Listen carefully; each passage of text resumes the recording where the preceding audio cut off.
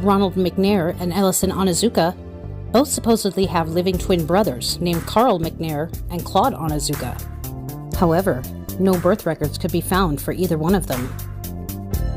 What's even more interesting is this. Let's take a look at this footage from then-President Ronald Reagan's memorial service for the Challenger crew. Here we can see the parents and siblings of Ellison Onizuka. But where is his living twin brother Claude? And here we can see the family of Ronald McNair, but his living twin brother Carl is nowhere to be seen. The reason Carl and Claude were not in attendance for their deceased brother's memorial is the same reason why there are no birth records for either of them. They do not exist. I just came by to... Are you Michael Smith? Yeah. Professor at university? Retired. Retired? Yeah. Yeah. Yeah, I just stopped by because there's this room. Are you aware of that? There's a rumor on the internet. It's not me. That people are saying. Yeah, it's not me, obviously. I mean, anybody that looks at my background, looks where I was born, it's not me.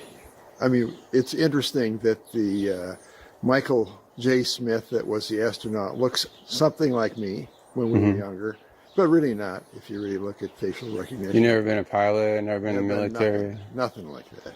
Huh. No. Okay. Yeah. That's all. And I don't respond to the emails I get. I get probably an email, maybe 2 a month. Really? Yeah, and I got one guy that's been really hounding me, and I turned it over to the FBI. Really? You know, yeah. I mean, it's bullshit. Okay. You know, another crazy theory. Okay. But that's, you know, not me. I'm glad I wasn't him, but he was quite a guy. Yeah. You know, but if you look at my career, you look at my CV that's online, all the stuff I've published, all that I've done, it's not even close to what that guy was. Okay. Yeah, you just sure look a lot. It's the same name. I know the facial thing, but that's what we looked like, what, 40 years ago? Mm-hmm. Yeah. Okay. Yeah. Well, thank you. Yeah. Okay. It's interesting you came all out here. I did. I drove an hour. It's She has a very odd way of not responding. Hey, Judy. How you doing? I'm from the press. I just had a quick question, if you don't mind. What press? I'm From a radio station in San Bernardino. I know there's a conspiracy about I'm sorry. the space shuttle. No, I want to be polite. Friendly. Just a question. So there's a lot of rumors about you being on that space shuttle. Obviously, you know, if you want to comment, we would really appreciate it. Kind of odd that Judith is in full panic mode when realizing the press is in her presence. She's no stranger to being in the spotlight. She even made her way into Hollywood for a quick cameo. Charles Bolden and Charles Duke would agree with me and tell you that the road between South Carolina and spaceflight is not a very simple one, nor is it one filled with guarantees. In fact, the only guarantees to be found are those that reside in the unchallenged depths of one's own determination. The true courage of spaceflight is not strapping into one's seat prior to liftoff.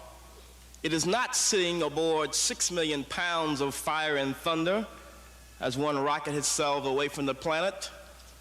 But the true courage comes in enduring, and as Colonel Bolden said, persevering the preparation and believing in oneself.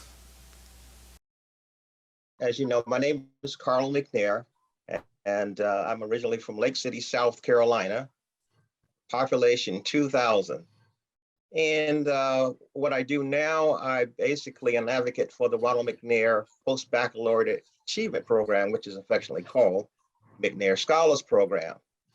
I got into this by default in that I do take this, the phrase, I am my brother's keeper, very seriously.